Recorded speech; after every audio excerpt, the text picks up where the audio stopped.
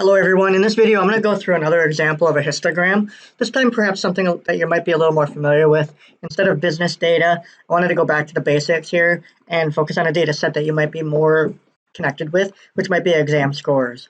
Now the very first thing that I like to do when I do a histogram this way is I like to find the min and the max of the data, just so I get a good idea of what I'm dealing with here. So I'm just going to do the min and the max. And I got 51 for the minimum score and the max score. Do the same method here, shift control down. I have 100%. So I have exam scores between 51 and 100. If we wanted to consider the range, which we don't have to, but just for fun, I've got a range of 49. Okay. Our histogram isn't really about averages, but why don't we go ahead and just calculate the average here, because it is connected with material that we have been studying. So we'll just do the average. And we've got a 77.4. Now, if you think about this, 77.4, when you could have a possible exam score of 0, most of the exams scores are towards what we would consider that fourth quartile. You know, if quartiles are 0 to 25, 26 to 50, 51 to 75, 76 to 100, we're just into that fourth quartile. Now, that's an analysis, that's an understanding of the data without even having to create a graphic here. Okay, now I like to do a standard deviation next. This is not required, by the way, to do a histogram. I'm just showing you more insight into the glimpse into how I operate as a very experienced analyst. So I'm going to do a standard deviation here, and I'm going to find, and at this point I'm starting to get annoyed at these decimal places, so I'm going to just chop them up a little bit.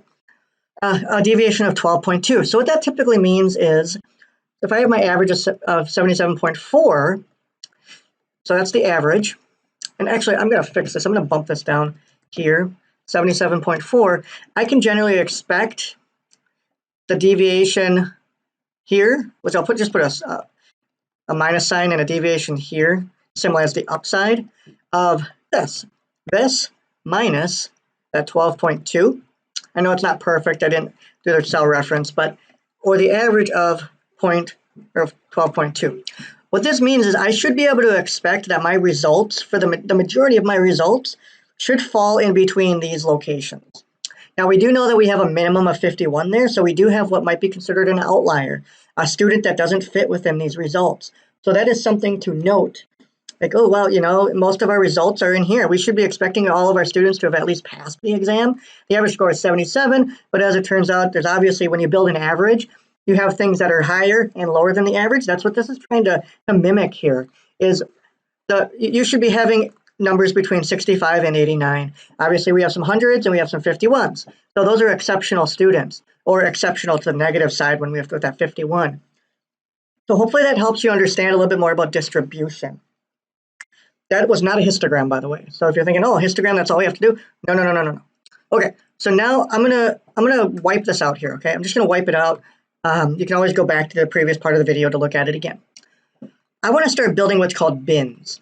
Okay, bins are also known as classes if you're really into statistics, but I want to get you to lose some of that statistical terminology from a pure stats program. If you came in with like a bachelor in stats, you're going to have to start realizing that analytics is more. Like, statistics is just one little sliver or one little tool in our tool belt when we think about analytics overall.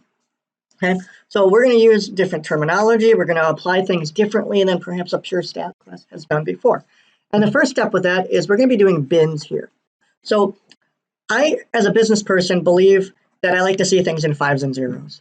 I don't want to see more than 10 bins or columns in my histogram. So I got to figure out a way to build a histogram that doesn't have an extreme number of columns in it. If you think about it, we have data from 51 to 100 that we're going to have to display graphically. So what I want to do here is I'm going to start with 50. You might say, why 50? Well, because 50 is really close, is the closest 0 to 51. And I'm simply going to add 5 to this. And I'll show you what it looks like. Don't go ahead and do this if you're mimicking my work, because I want to show you something here. Okay, so now I've got all these starting locations that I want to design my bins off of. But if you look here, I've got 11 of them. That is still too much information for a business person to consume in an exercise like this. So instead of by 5s, I'm going to go with 10s. So I'm going to change that +5 to a 10, drop down my formulas. Whoops.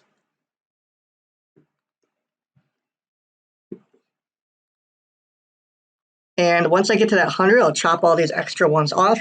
And now I have 6 bins. Wonderful. Okay, now we have that set up. And that's why it was so important to do the min and the max, so we understood what we had to deal with here. Now we're going to quote unquote program this into Microsoft Excel so that it can run it for you. Now go up to Data, and if you've installed Solver, you'll see it over here. If not, you have to go to File, Options, Add-ins, come on, and then Analysis Tool Pack, and hit Go, and then make sure it's checkmarked. Okay, make sure your solver is checkmarked. You'll need that later in the class, etc. But that's how you do those things. Pretty slick, pretty easy.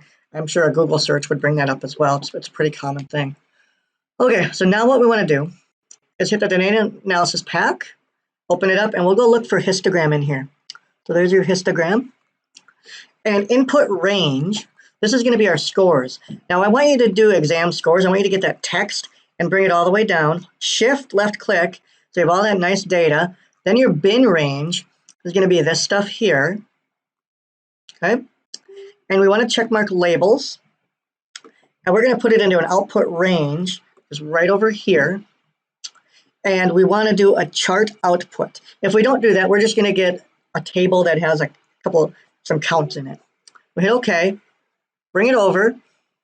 And I want to show you something that I did wrong, because sometimes you're going to do this and I'm not going to be with you or easy to reach. So what happened was, if you notice how we set this up, we set it up with labels because we want the exam scores to be in our chart and stuff, but we didn't have a label referenced in the bins section. So we need to put this in here as bins, and then we'll delete this thing here. Okay, and see what happened. Because we didn't do that, it took the first one thinking that was the label. That's why you have the 50 here, and this is all wrong. Okay, so we're going to wipe this out. Again, I showed you that on purpose so that when you do it in the future, or if you do it in the future, you'll have some reasonable understanding of what you did. So histogram, you remembered that stuff. G1, we're going to click on G1 because that's where our bin is, our label. We'll make sure it's still pointing to G7, output range the same, hit OK, and there we go. Okay, so a couple things happened here that I want you to be aware of. First of all, because we don't have any values before 50, we have a frequency of 0. Okay, because we don't have any values greater than 100, Excel spit out 0. A couple of things that you can fix here.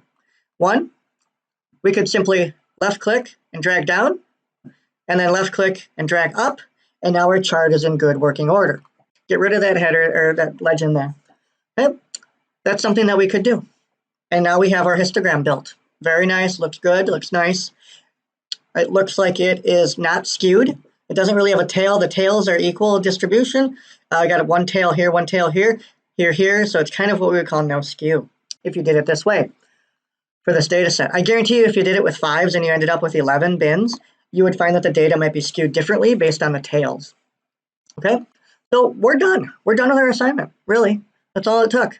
Now keep in mind, I'm gonna delete this out. Sorry, I'm gonna go back here. I want to point something out to you. If you keep this, I will mark points off.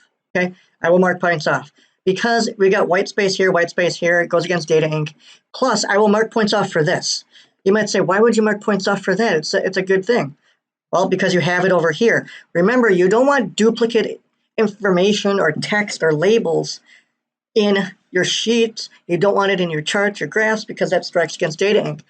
Plus, look what happens when I wipe that out. It gets bigger. There's more visibility for your audience there.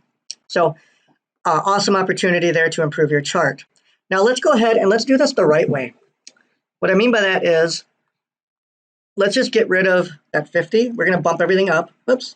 Forgot that was a formula. I didn't pay a special value of that. Well, I'm going to take care of that right now. And we have the 100 there. So now let's go ahead and build those bins again. And this time we only have our data going to G6. Okay. And there we go. Now we don't have that before stuff. And also we still have the more, but I showed you how to do that. Just drag it up. I want to show you something. If you just delete this, you're still going to have it right here, okay? Let's blow that up a little bit. You're still going to have it there. So you can't just delete that data. You have to literally change the chart's reference. Change the chart's reference. When you do that, you do lose the series, same frequency, but still delete that. And now we are back in business. So hopefully this was helpful for you. Another fun little way to think about the data. So take care.